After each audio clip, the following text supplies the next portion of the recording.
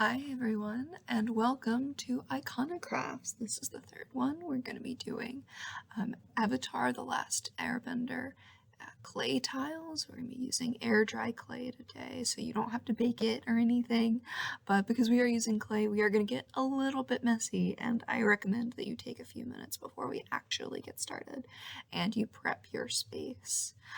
As you can see in the video, I have just taped down a little bit of wax paper, and something like that works well because it's not going to absorb the water, because we are using a little bit of water just to help smooth out any of the issues that we have with our clay.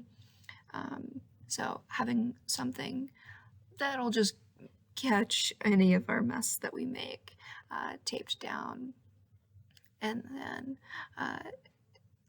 having those paper towels handy, and the last thing would be to have that cup of water that you can see right there, and then we'll be ready to get started. So the first thing you can see that I'm doing is that I am getting my clay kind of roughly shaped into a square. I'm going to be making one large clay tile, and then kind of forming it into a very, very rough square. I'm going to have it look quite rustic.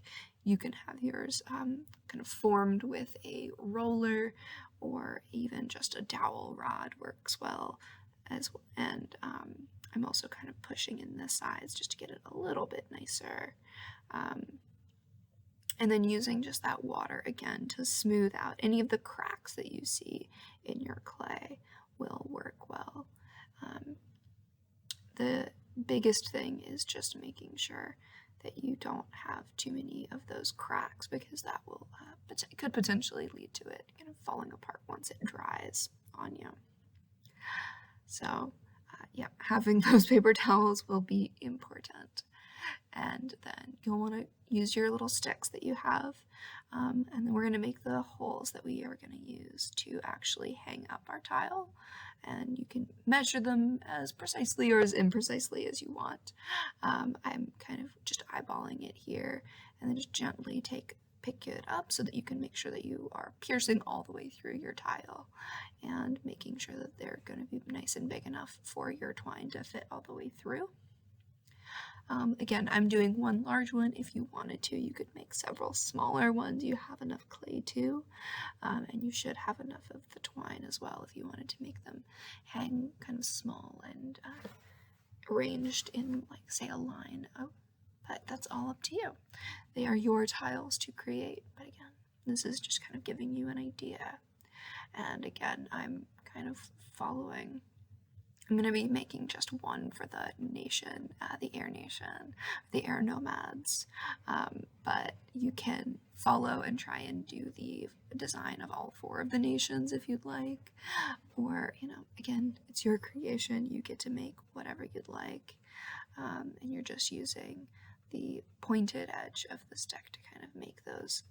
And what you're seeing me do is just kind of wiping off the little bits as they kind of come off, because as you're carving into your clay, you're going to get little bits that kind of come up and are trying to come and stick up, and they're not going to look quite as nice, so you're trying to smooth those out as well.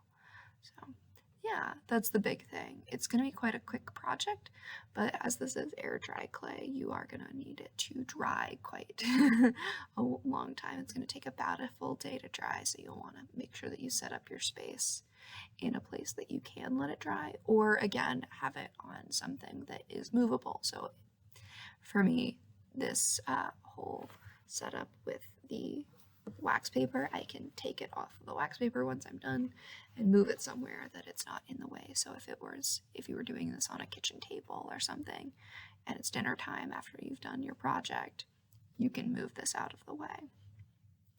So I recommend you taking maybe a bit more care than I was with the forms, especially if you're doing the really simple ones, but